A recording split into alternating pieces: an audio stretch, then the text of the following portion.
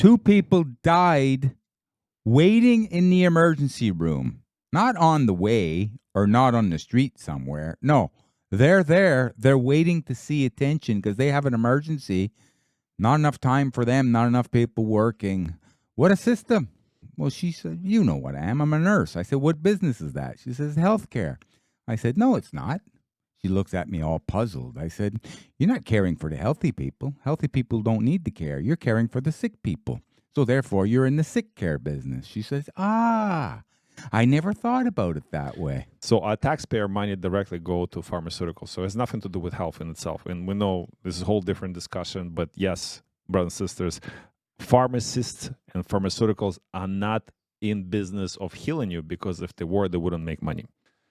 I believe that agenda in terms of how to control people and control people's perception of what's going on right now in the world has changed, because maybe they overplayed their hand 2-3 years ago. Maybe because they pushed it so hard and the outcome was so devastating as a result of that push that they can no longer use the same strategy to enslave people. So they move into other things like carbon tax, climate change, digital IDs, 15-minute cities. Former Prime Minister of New Zealand, Jacinda Ardern, to be forced to return to New Zealand, her passport held, and I call for her actions to be held to account.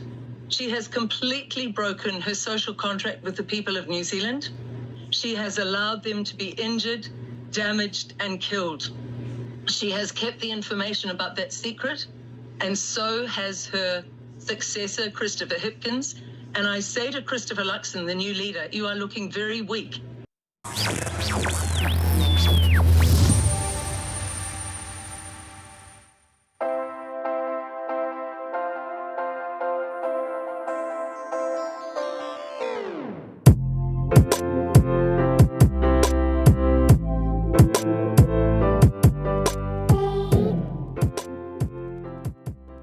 Them to other kinds of services. So I would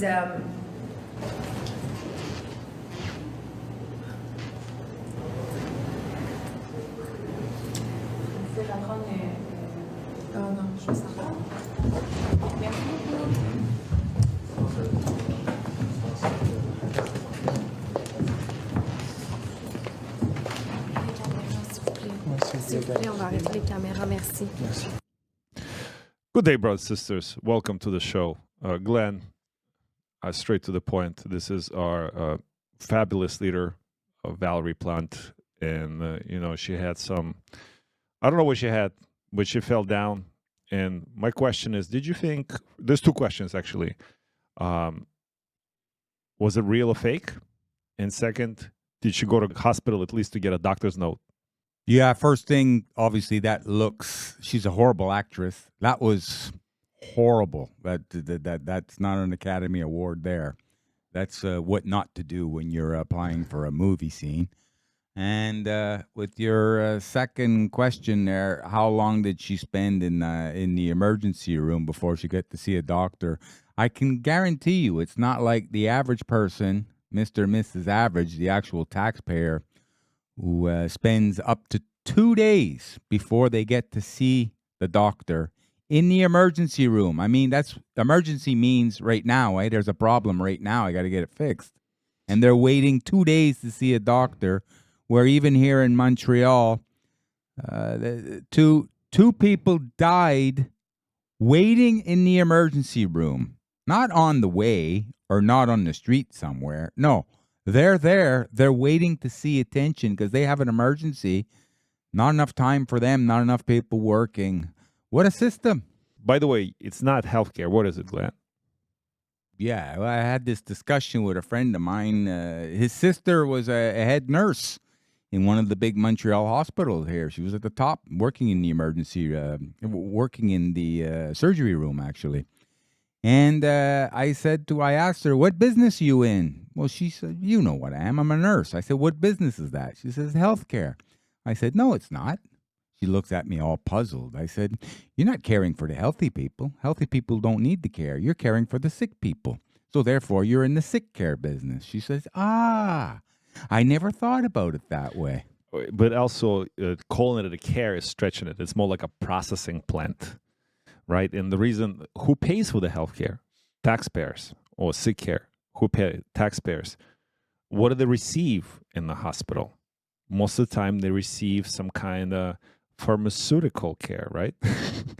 Who benefits from that? So our taxpayer money directly go to pharmaceuticals. So it has nothing to do with health in itself. And we know this is a whole different discussion, but yes, brothers and sisters, pharmacists and pharmaceuticals are not in business of healing you, because if they were, they wouldn't make money. And simple as that. Here's the news. 2 hospitals got together and had a press release. Let's watch this. We are trying to send a message to families who don't need to necessarily have to come to the emergency department to be evaluated or managed, to just think twice. Montreal's pediatric hospitals are sounding the alarm on overcrowded ERs. St. Justin Hospital and the Montreal Children's Hospital came together on Wednesday at a joint press conference. They say their emergency departments are under pressure from the high volume of respiratory viruses. As the holidays approach, they're reminding parents to avoid coming here if their child's condition isn't urgent. The average occupancy rate at the Children's over the last 2 weeks has been just under 160%, and at the St. Justin, over 172% capacity. And that's just children's hospitals, Glenn. There's all the emergency rooms that, like you said, the 2 people have died at the, when the emergency room was over capacity. Let me ask you this: why is this story changing now? What happened to flatten the curve? Remember when a few years ago, not so long ago, brothers and sisters, and we don't have a memory of the goldfish, we have a real memory. They told us at that point, they start scaring us to death. You're gonna die, and you need to run to the hospital, and you need to get tested, and you need to get on ventilator, and hopefully we're the only ones who can help you, right? Why is the story changing now? I think that narrative has died out. A lot of people have lost faith. Believe it or not, though, people they don't believe their own spouse.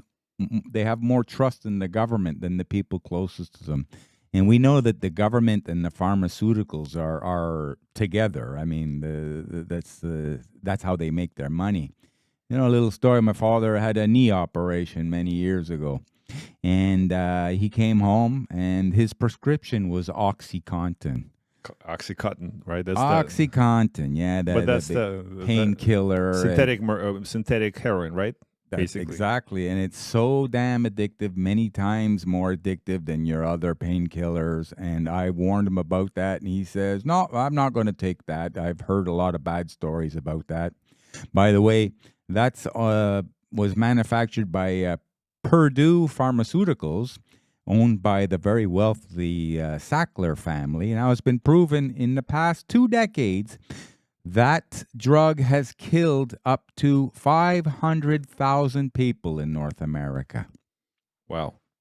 And they've been sued, right? And there's it's a subject of biggest lawsuit. And they cannot declare personal bankruptcy. No. They're taking the money and they're giving it to the victims because they knew damn well that this was harmful to society.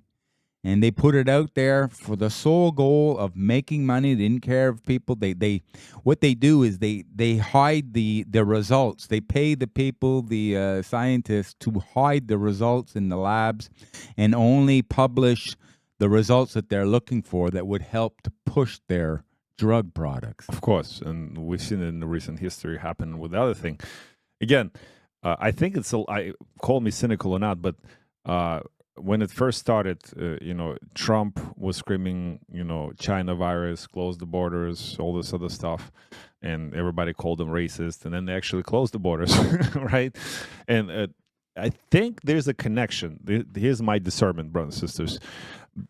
The reason why this, what do they call it? The legacy media just pushed the children's hospital because all of the rooms are overcrowded. All of the emergency rooms are overcrowded, not just children's hospitals. But the reason why they're pushing the children's story is because the new respiratory virus scare coming from China now and spreading throughout the world got to the even to the some of the U.S. lawmakers. And on Friday, they urged president to close the borders. from the China, said stop stop flying in Chinese people here spreading the virus, to protect us. And the World Health Organization, which we're going to discuss in a second, said last week that China had shared data about its outbreak, including laboratory results from infected children that did not show any unusual pathogens. So the story has changed from 3 years ago.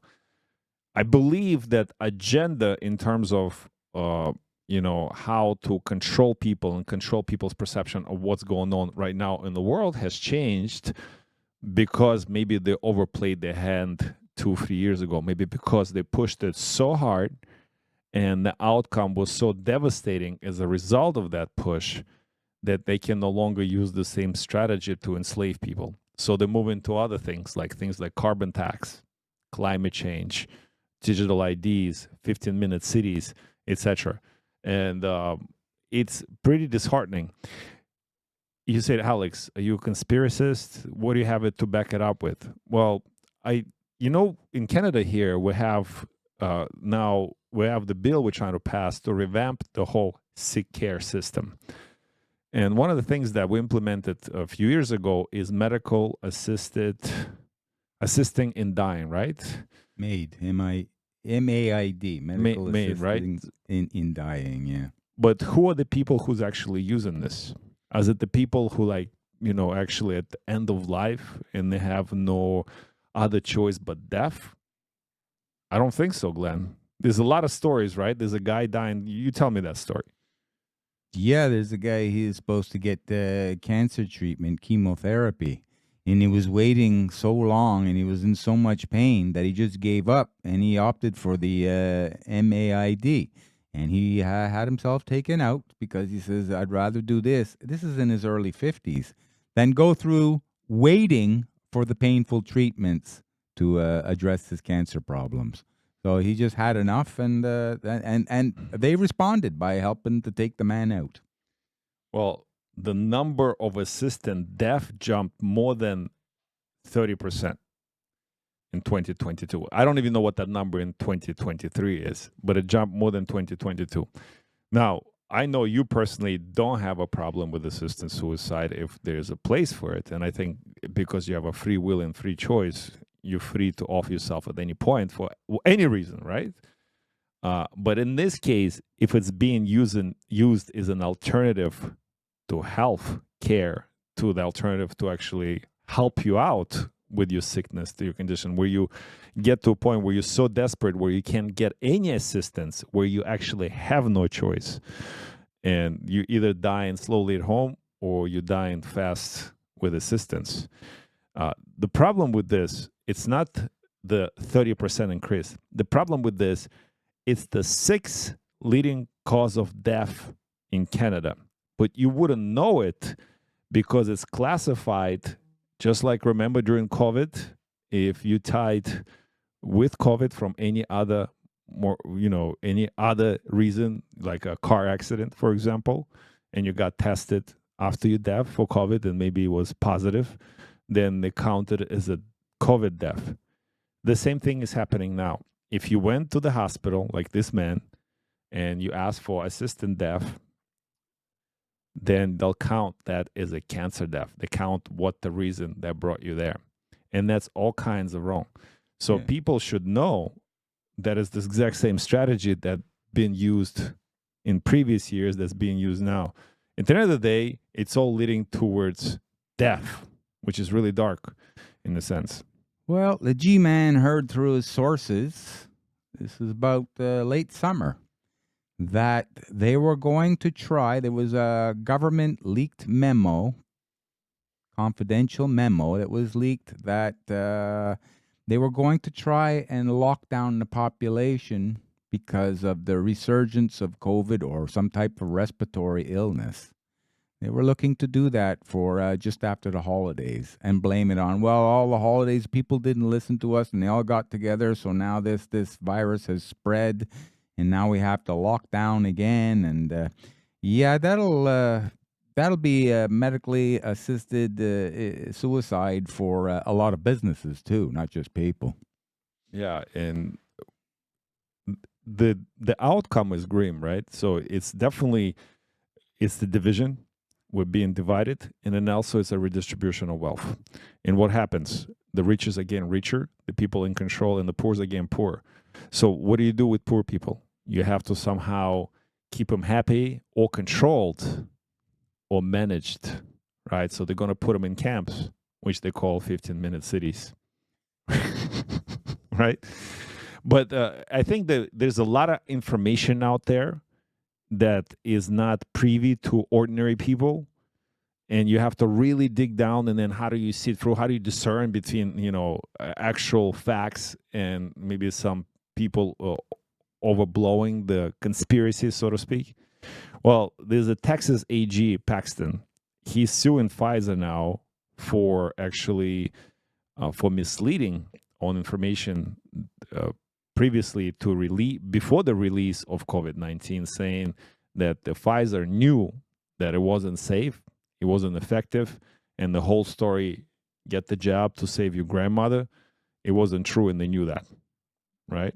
And it takes the leader, the attorney general of the great state of Texas, basically a country within the country, and they're coming out swinging at the pharmaceutical companies, that's Pfizer, for creating this so-called something that was supposed to help us to prevent us from getting sick and or to minimize how sick we would get, and that's all been going to be proven wrong, and they're going after them with everything they have, and that's just going to lead on to other things. Plus, we find out, a lot of people are coming out, a lot of people in the medical community are saying that the masks were useless. So people who were wearing 2 masks, they were just twice as useless as normal. Okay, speaking of mask, remember this character? I don't remember talking about masks at all, but the two of you personally were using masks. Yeah. I remember you seemed like a really extreme case because you would wear the full thing when you leave your apartment, and it was like, is he gone overboard? Is he germphobic? I was doing, Hope we've learned in the last. A question, well, obviously, you, me, and everybody else who's watching the show knows that he was pushing all kinds of stuff till he wasn't anymore. For whatever reason, he moved on to the farms and foods and all that. But listen to the rest of the video. Fear? Yeah, I just don't think of wearing a mask as such a deep inconvenience. I mean, we ask people to wear pants. So at first he says, I don't remember pushing masks on people. But now he's comparing wearing mask to wearing pants. That's crazy. Just like Justin Trudeau when he got called out, right? He says, no, I didn't force people to take the shots. I said, well, it seems like you did. If they didn't get the shot, you couldn't work in the military, or you couldn't go to work. You couldn't go out and buy food in the grocery store. You had to have a vax pass or some type of thing saying that, you're one of us. How can you lie? My question is, how can you lie? Are you even human if you can lie with a straight face like this when millions of people or billions have a record of you on the internet saying all those things, and then you come out with a straight face saying, I didn't say that? Like, what kind is it? This is gaslighting to the max. That's like a narcissist on steroids, right? Especially just inflation Trudeau here. He's king of putting out the BS. Okay, who's worse? Him lying directly to your face. To your face. Directly to your face and not even blinking an eye. Who's worse, him or Jacinda Ardern? I mean, they're part of the same World Economic Forum family, right? So who's worse in your opinion? Or is that being Canadian, I would say it's affecting us over here. It's worse, yeah. But which one is the better ham, the better actor? I don't know. That they should get the 2023 Time Magazine People of the Year award, not Taylor Swift, because they're professional liars. And they both they're having some pretty addictive habits, right? What's Justin addicted to? They say they found coke on the plane, right, when he went to India. Does Jacinda in this video looks like she's a cokehead? Look. Sweet mustache.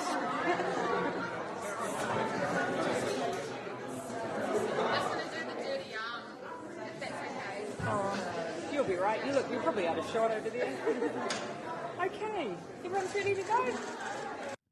She's definitely some kind of crazy, because this is what she said when she was faced during the whole scandemic thing in New Zealand. Yeah, what's up?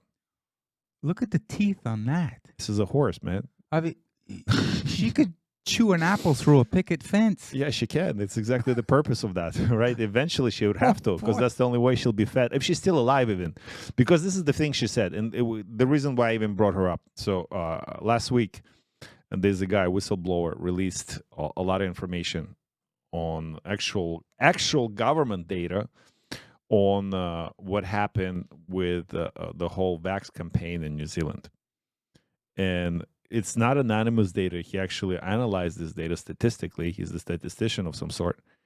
And now he's in jail for somehow spreading misinformation. And instead of releasing this information to the public so the public can make its own determination, they accuse them of misinformation and spreading misinformation specifically on COVID. So this guy is going to jail for actually releasing true information, and the numbers staggering. By the way, brothers and sisters, all of the information we're talking about, all the videos, all the articles are backed up in our Telegram channel. The link is in the description, and everything we talk about, every article, every video, you can look for yourself, download it, share it. Please do. We encourage you, because this is the only way information is shared now, not through legacy sources. That's how she says it.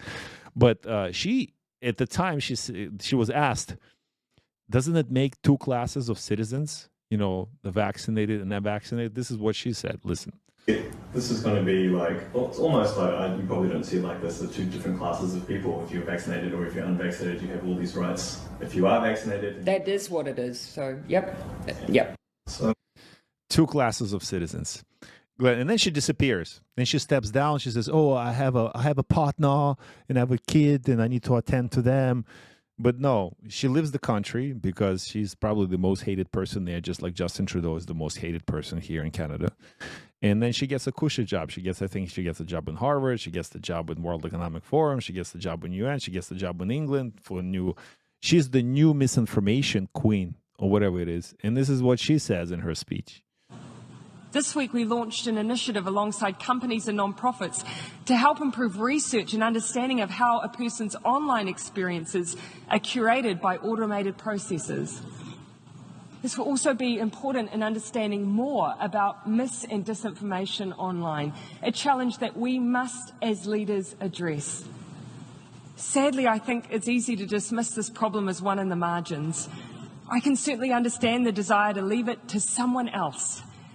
As leaders, we're rightly concerned that even the most light touch approaches to disinformation. What is it going? Does she sound like a Nazi Hitler kind of thing, communist kind of thing? She's basically saying, how can we leave the truth to somebody else? That's what she just said.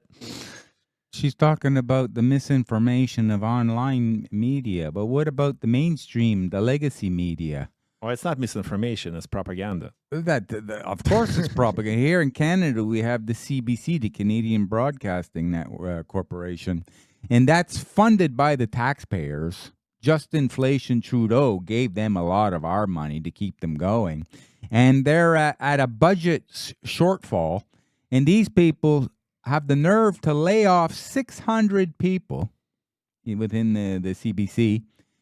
And at the same time, though, to address the budget shortfall, but at the same time, they're still going to get their bonuses. The executives. That's money laundering. That's kickback on with you kind of economy, right? So he gets the bonus, and then he hires somebody as a consultant and pays them the fee from the people who got the money in the first place. So how it works, I don't know the exact details of that. Point is, it's the exact same thing is the Ukrainian money laundering. Let's send money there, and then, the industrial military complex will benefit from that. Or all those leaders that went to visit Zelensky, they came with bags, and those bags were filled with probably hardcore cold cash, and then they went back. And all of those people have diplomatic immunity, flying all those jets or taking those trains, etc. So the story is, why are we sending so much money? And if the idea of flattening the curve in the beginning of the COVID pandemic was because our system was dilapidated and not able to handle the influx of the infections and disease, etc., etc. How come 3 years later we find ourselves in the same situation, and now it's even worse? Now, even with inflation or stagflation, we can't even pay the existing nurses and administrators to run the dilapidated system, let alone somehow grow it and make it to a capacity where our emergency rooms are not filled with overcapacity. And how many billions did we send to Ukraine as Canadians so far? You say that 9.5. That couldn't be invested into healthcare or sick care, for example? You couldn't build additional 2 hospitals in Montreal for that type of money? Okay, I don't know how much it costs to build a hospital, but I don't think it costs more than $9 billion. You could never have as many hospitals if you need, possible, if the average of your population, the average person, it doesn't lead a very healthy lifestyle.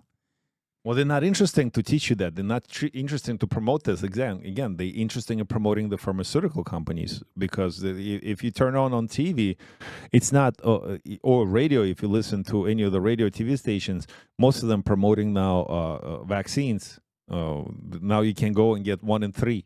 You can get the vaccine against COVID, cold, flu, and RSV. Syncytial virus. And then pneumonia, right? So, but none of them promote new gyms. None of them promote new diets, healthy diets, and all that stuff. Strange thing, when you talk to people, it seems like the people who've had the most amount of spikes to prevent them, these are the people who are always sick. They're starting to come to us and they complain. They said, I'm not taking any more of these things. Since I've started taking them, I've never been sick so often.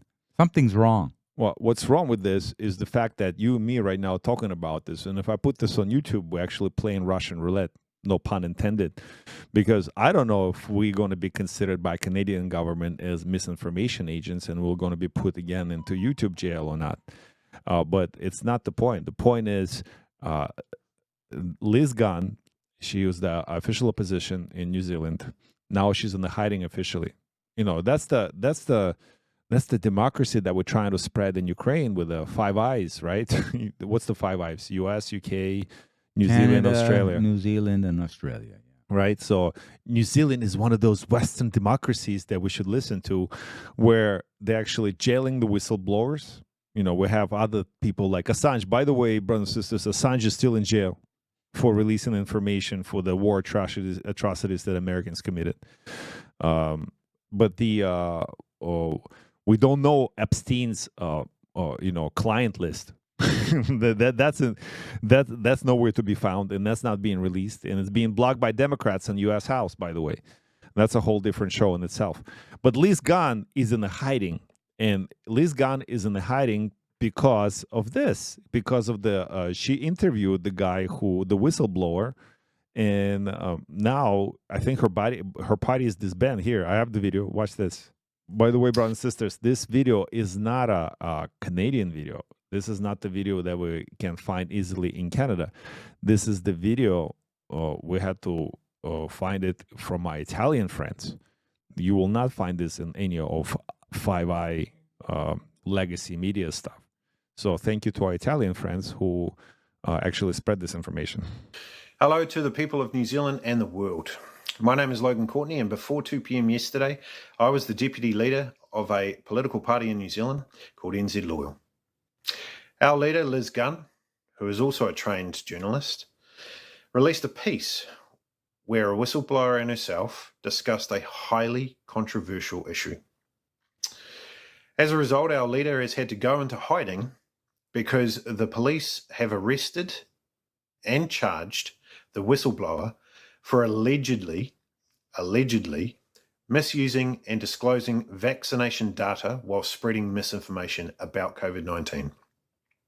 The health department, which filed the charges, has entered an injunction so that the data cannot be disclosed to the public. As of today, the whistleblower will be charged at 10 a.m. at the Wellington court.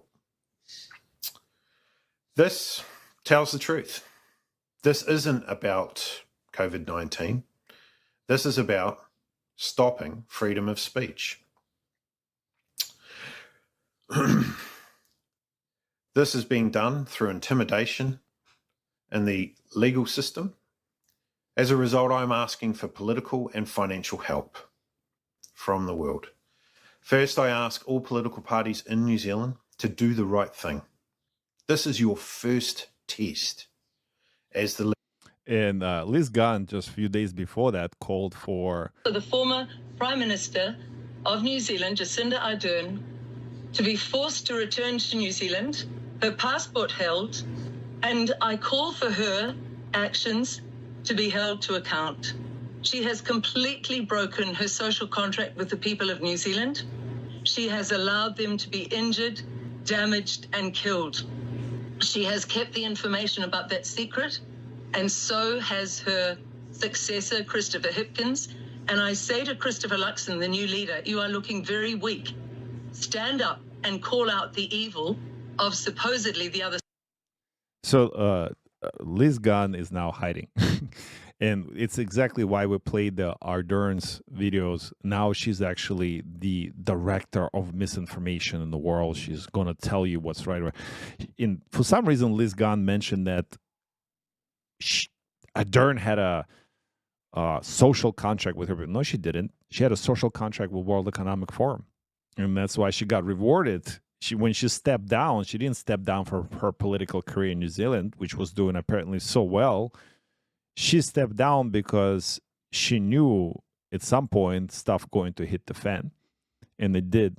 And she stepped down because of people like Liz Gunn. However, she's still being, people in New Zealand are still being prosecuted. Is New Zealand anyway different than North Korea? Is it different than Ukraine, for that matter? If the political, of course it's not. Brothers and sisters, by the way, there's a video of Liz Gunn interviewing the whistleblower. I'm just going to show you the beginning. And I encourage you to go to our Telegram channel and look at the video itself because it's a short video. But here we'll play the beginning.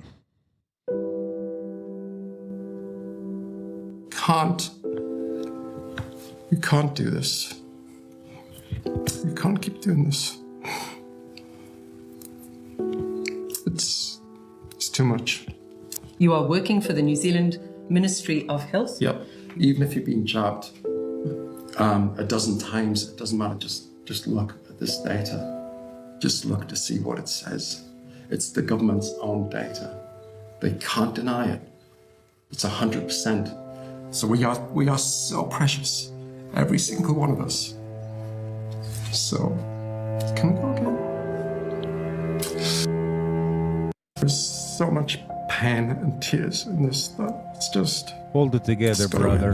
And see that so often now. The guys are crying their eyes out right beside the women. It's ridiculous. Toughen up, man. Let's just tell it like it is. But he's from New Zealand, dude. He's very... He's still a man. I don't care where he's from. Man up. Never mind the tears flowing there and the chicks looking at you. Like, what is this? He's very modern, no? Yeah. You know what? If that's modern, that's toxic masculinity. The reason all this stuff is happening today is because the men have been weakened. They don't take their... And men allow this to happen. That's right. We got to stop blaming the governments or bad people who work for the World Economic Forum. There's many more of us than there is of them. So why don't we take initiative to grab some knowledge and reality of what's really going on and saying, no, we unite together and say, we don't stand for this. By the way, that's happening in a lot of other countries right now. Every time they have an election, it's the incumbents are booted out because the people have they joined together. They woke up to they really woke up, not the Western idea of wokeism. They woke up and said, no, we don't want this anymore. This has gone way too far. And we blame ourselves for allowing it to go this far in the first place. So hopefully in the future, the men keep their eye on the ball and become more proactive rather than reactive. That's an amazing point. But it all ties into like I know like how do we stop our leaders like Justin Trudeau from following people like what's his name, Klaus Schwab? Like how do they even tie into this? Like, how did he get in the first place? What were his credentials besides his last name? Zero. He was a school teacher. He taught drama in a school in Vancouver. His only credential was he was a sex abuser. He never ran a business. Okay, he hasn't made all his personal fortune until he became a politician, where it's almost like it's legal to extort money from your populace like this. And so, like, why did they vote him in the first place? Why did Canadians vote him in? Like, what would make you think this guy would be a good leader? You want to know my I don't want to hear about his hair. He had nice hair. He's a or pedophile. He seemed so nice. That's the reason why he had to leave Vancouver very quickly, right? And he had to pay off the family because that girl, she was what, 15 years old? Yes. Okay, so he well, ran saying from she there. may be even a lot younger, actually. Well, 15 years old, that's pretty young to me. Yeah, I mean, you know. And so we voted for him. Not once, not twice, 3 times. This bird's been running Canada for 8 years. Yeah, congratulations, Canadians. You played yourself because he ran Canada's economy right into the ground, and now we're going to be held accountable for what we voted for 8 years ago.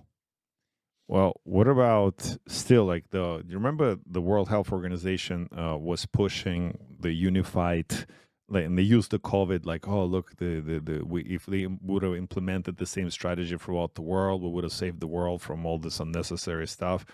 And in 2022 at the World Economic Forum, they were pushing for that. Here's the video. Need to shape a new enhanced health order with an effective and accountable WHO at its core. It sounds funny, especially from the German, when she says that we need new order. We need to build a permanent link between global health and finance Who's we? efforts and fill the gaps The in elites? global governance.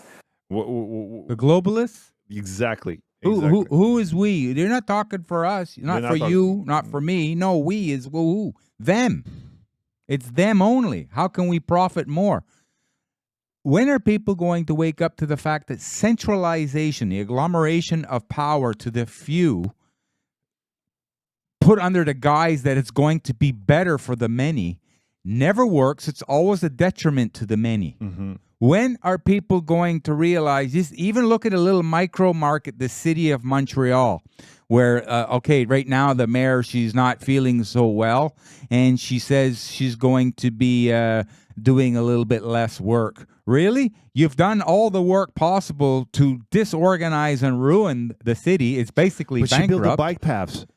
It's basically bankrupt, you know, and now she said, oh, I'm going to be doing less. You know what? Montreal would have been better off if you did less way in the beginning. You know, that's a true point. I live downtown now, and just in the last few months, I see around my neighborhood, they implemented some ridiculous, they put in, where the streets had 2 lanes, they put concrete barriers somehow to manage the traffic. They put it additional, they extended bike paths that already existed by removing tons of parking spaces. And now with winter in the snow, there is 0 parking on the street. So the people already, like, even without the snow, people were competing for the same parking spots. And now with the snow, there is no, my parking spots are not cleared in my neighborhood, but my bike paths are. I see 1 bike every hour on a bike path, but that's clean. But the parking spots are not. What is Montreal, the nickname? It's called the Cone City. Yeah, construction. 1 out of every 4 cones is there useless. It's just occupying space. It has no usage whatsoever. Well, there's a usage because, you know, the city does not own the cones. They rent the cones. That's right. So somebody's getting paid Somebody's off. getting paid per cone. I think it's like, I forgot what's the amount, like $10 a day. I don't know. I don't want to call it, but it's something ridiculous. Anyways, soon you're going to see a lot less cars in the city. Why? Because they're not affordable. Case in point, in the great United States of America, every day right now, there's between 25 and 30,000 cars being repossessed. Every day. Wow. In other words, you have a family of 4 people, and they have 6 cars in the driveway. So they're getting rid of them now. Well, it's also the reason why people not going to drive cars, brothers and sisters, is because we have the need to flatten the curve. What curve? The carbon curve. And you're going to be carbon taxed, and you're going to be driving an electric car. And what's her name? Governor Whitner from Minnesota, right? She's part of the World Economic Forum thing because she pledges by 2050 to remove all the gas vehicles from her state. But how you know it's all part of the same agenda is you just got to listen. By the way, you know who's the most powerful woman of Europe has been awarded that title just a few days ago? Van der Leyen? Yes, Ursula. This is what she said a few years back about flatten the curve. And this is what is expensive, because in these peak demands, the expensive gas comes into the market. So what we have to do is flatten the curve and avoid the peak demands. We will propose a mandatory target for reducing electricity use at peak hours, and we will work very closely with the member states to achieve this. So basically, says we're going to come to your house and tell you to turn off your lights off because you can't afford it. Enough with this agenda of flattening the curves. I like my women with curves. Brothers and sisters, there's been an exceptional show, by the way. Glenn, I'm glad we're back on the air again after a little a break, much needed break for all of us. But we're back with new content. Stay tuned for MOVA shows on daily basis. And definitely tune in to our Love Squared show. New episodes coming this weekend and next week. We're going to be talking about action in the bedroom. This is an amazing thing for relationships only. And not really, not just relationships. We talk about all of that. Glenn, thank you so much for joining me today. And brothers and sisters, we'll see you in the next one.